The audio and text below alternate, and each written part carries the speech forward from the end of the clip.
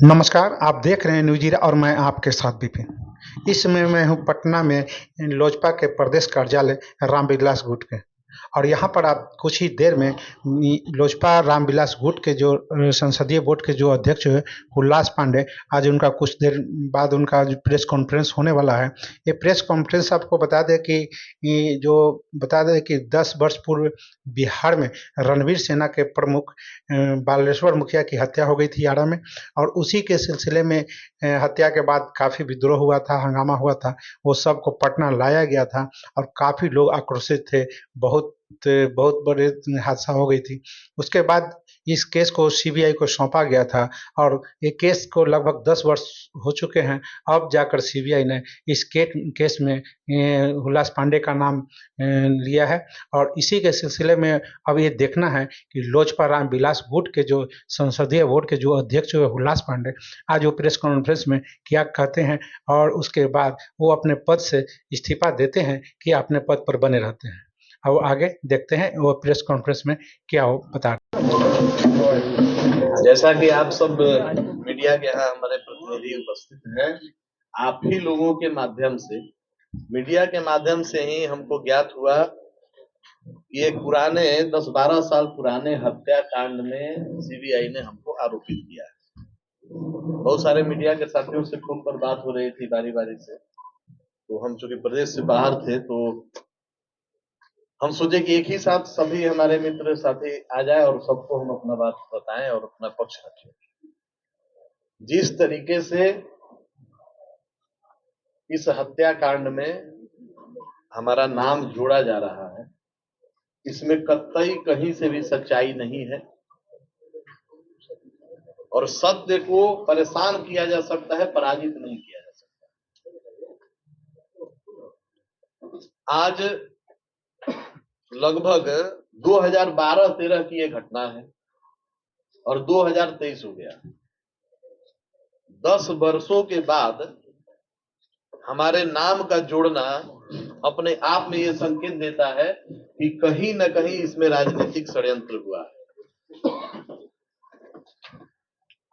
जब जब चुनाव आता है तो ऐसी घटनाओं का जिक्र और चर्चा करके और हमारे माध्यम से हमारे पार्टी को घेरने का प्रयास किया जाता है। तो आप सब मीडिया के प्रबुद्ध साथी हैं, आप सब भी बारीकी से अगर अध्ययन करेंगे इस घटनाक्रम का तो आपको भी समझ में आएगा कि हमारे साथ क्या किया जा रहा है, किस तरह की परिस्थिति पैदा की जा रही है और क्यों की जा रही है। सभी पढ़े लिखे हमारे आप साथी हैं, आप लोग भी बारीकी से इस घटना का अगर अध्ययन करेंगे और जो नाम जोड़ा गया है उसके बारे में अब आप अगर जानेंगे, भोजपुर जिला में जाइए, भोजपुर जिला के प्रत्येक गांव के लोगों से मिलिए, आरा शहर में घूमिए, वहां जाके लोगों से मिलिए तो सच्चाई आपको पता चल जाएगा कि वहां गांव गिराव और शहर के लोग क्या चर्चा कर रहे हैं। अब जो सीबीआई को करना था उन्होंने अपना काम कर दिया और सीबीआई से हमारा कोई विरोध नहीं। सीबीआई में जरूर कुछ ऐसे पदाधिकारी बैठे हैं जिन्होंने हमारे राजनीतिक विरोधी या विरोधी पार्टियों से मिलकर हमारे नाम को जोड़कर हमारी पार्टी को बदनाम करने का काम किए हैं और ऐसा हम होने नहीं देंगे। आप सबों को मैं ये बतला दूं कि मैंने अपना इस्तीफा, मैं संसदीय बोर्ड के अध्यक्ष पद से अपना इस्तीफा अपने वरीय पदाधिकारी हमारे राष्ट्रीय नेता को हमने भेज दिया, ताकि किसी को ये कहने को मौका नहीं मिले कि आरोप पत्र गठित होने के बाद भी अपने पद पर कैसे बने हुए हैं। और ऐसे बिहार की परिस्थिति और देश की परिस्थिति आप लोगों से छुपी हुई नहीं है। कितने लोग मंत्रिमंडल में शोभा बढ़ा रहे हैं, कितने लोग किस किस पद पर शोभा बढ़ा रहे हैं, लेकिन हमारी नैतिक जिम्मेवारी है, पार्टी हमारी मां के समान है, इसलिए अपने नैतिकता के आधार पर जब आरोप हम पर लगे हैं तो हमने अपना इस्तीफा भेज दिया है। बाकी आप लोगों का कुछ प्रश्न होता है? क्या लगता है किसकी साजिश हो सकती है? हम किसी एक व्यक्ति का तो नाम नहीं बता सकते, क्योंकि किसी एक व्यक्ति का नाम लेकर हम किसी का महत्व नहीं बढ़ाना चाहते हैं, लेकिन न्यायालय है और न्यायालय से न्याय जरूर मिलेगा। रामेश्वर मुखिया का पत्र का कहना है कि गोली आप में चले मगर चलवाने वाला कोई और था, इससे पीछे बड़े बड़े लोग शामिल हैं। तो उनसे नाम पूछ लीजिए। उनके पत्र का बयान पर हमको नहीं जाना है, उनके पत्र क्या क्या बयान दिए हैं, कब कब बयान दिए हैं। खुला जी, कहीं ये सब चीज पॉलिटिकल प्रेशर में तो नहीं हो रहा है? निश्चित तौर पे ये पॉलिटिकल प्रेशर में ही किया गया जांच है। इतने वर्षों के बाद, 12 साल के बाद कौन सा आपको आधार में, और सबसे बड़ी बात है कि किसी भी हत्या का एक मोटो होता है, एक उद्देश्य होता है। किसी व्यक्ति की आप या तो हत्या कोई भी व्यक्ति तब करता है कि उससे प्रतिशोध लेना है, हमारा कोई उससे बहुत बड़ा लड़ाई है, विरोध है, या उसके हत्या से हमको बहुत बड़ा लाभ होने वाला है। तो ये दोनों चीज कहीं लागू नहीं था।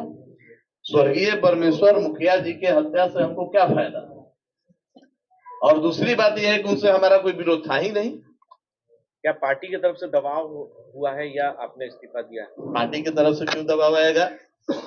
पार्टी की तरफ से कैसा दबाव? पार्टी के सभी आज भी वरिष्ठ पदाधिकारी और नेता हमारे साथ हैं और व्यक्तिगत तौर पे भी हमारे साथ रहेंगे। चार्जशीट के खिलाफ क्या न्यायालय की शरण लेंगे आप? निश्चित तौर पे चार्जशीट अभी हुआ है, कोर्ट ने अभी कॉग्नियंस नहीं लिया। एक सवाल है, सीबीआई कई दिनों तक, कई साल तक अंधेरे में हाथ बर्बाद, 10 लाख का इंतजाम लगाया, 2 आदमी इसमें सुधार बनेगा, इसका उद्भेदन करेगा, उसको 10 लाख का इनाम देगा, अचानक फिर आपका नाम आ जा रहा है। तो अब हम तो ये कह रहे हैं कि सीबीआई के जगह जरूरी ये रहता कि जब वो 10 लाख का चस्पा अपना लगवा दिए, साल 2 साल पहले हम लोग भी अखबार में पढ़े थे कि भाई इस हत्याकांड में 10 लाख का इनाम घोषणा किया गया है कि कोई उद्भेदन करेगा, कोई इसके बारे में क्लू देगा तो उसको 10 लाख रुपया मिलेगा। हो सकता है कि 10 लाख रुपए के लालच में भी कोई आदमी खड़ा हो गया हो। बहुत बेरोजगारी है बिहार में, तो किसी बेरोजगार को हथियार बना लिया गया हो 10 लाख रुपए के लालच में, और उसको माध्यम बना के हमको प्रसार किया गया हो। तो बहुत सारी चीजें हैं। जब आप लोग इस तथ्यों को, इसके जो भी पेपर है, जो भी इसके साक्ष्य हैं, जब आप लोग अध्ययन करेंगे तो सच्चाई से आप लोग खुद अवगत हो जाएंगे। सीबीआई पे आरोप लगा रहे हैं, आप एनडीए में हैं और एनडीए की सरकार है, तो साजिश कौन कर रहा है, कौन फंसा रहा है? सीबीआई पर हम आरोप नहीं लगा रहे हैं। आप प्रबुद्ध साथी, आपने हमारे वक्तव्य को नहीं सुना है। हमने कहा कि सीबीआई में कुछ एक पदाधिकारी, पूरी हम संस्था को कैसे कह देंगे भाई, लेकिन कुछ एक पदाधिकारी जरूर ऐसे हैं जो हमारे राजनीतिक विरोधियों से मिलकर और इस तरह का उन्होंने जांच रिपोर्ट सबमिट किया। सीबीआई की चार्जशीट में है कि लोगों से पूछताछ के बाद आरोप पत्र गठित किया गया। भाई लोगों से पूछताछ तो लोगों का नाम तो बताएंगे, और न्यायालय है ना, न्यायालय में तो नाम आएगा ना। लोगों से पूछताछ में उनको 10 साल लग गया, लोगों से पूछताछ करने में 10 साल लग गया, बड़ी अच्छी बात है। और 10 साल के बाद हमारा नाम उसमें जोड़ा जा रहा है कि भाई हम वहां पे 5 बजे सुबह में उपस्थित हो गए और हम जाके हत्या कर दिए, और हत्या का उद्देश्य नहीं बता रहे हैं। क्यों कर दिए? उद्देश्य भी बताना चाहिए था।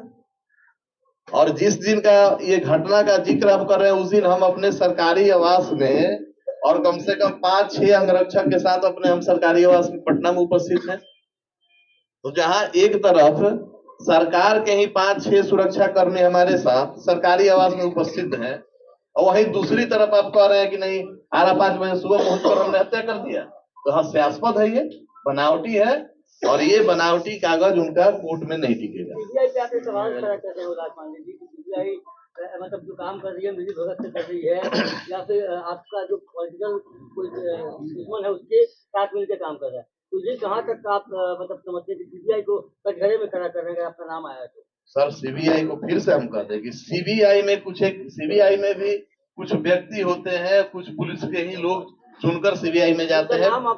तो नहीं, नाम हम कैसे ले लें? हमने कुछ एक पदाधिकारियों को कहा है कि सीबीआई में कुछ ऐसे पदाधिकारी हैं जो हमारे राजनीतिक विरोधियों के संपर्क में होकर या उनसे प्रभावित होकर इस तरह का चार्ज उन्होंने हम पर फ्रेम किया है। क्यों? क्योंकि जहां एक तरफ हमारी लोक जनशक्ति पार्टी, हमारे राष्ट्रीय अध्यक्ष आदरणीय चिराग पासवान जी के नेतृत्व में हम लोग बिहार को फर्स्ट और बिहारी फर्स्ट का संकल्प लेकर यात्रा पर निकले हुए हैं। जहाँ एक तरफ हमारी पार्टी पूरे प्रदेश में संकल्प यात्रा पर निकली, और वैसे में हमारे विरोधी पार्टियों में बहुत घबराहट है। जहाँ हमारे नेता जाते हैं अपार भीड़ लगता है, जहाँ हमारे नेता चलते हैं वहां लोगों का हुजूम अपने आप उमड़ आता है। तो हमारे नेता की लोकप्रियता को कमजोर करने के लिए, हमारे माध्यम से पार्टी को बदनाम करने के लिए इस तरह का कुकृत्य किया गया है, राजनीतिक साजिश रचा गया है, और इनके मंसूबे में उन लोगों को हम लोग कामयाब नहीं होने देंगे। इसलिए हमने अपना इस्तीफा सौंप दिया है।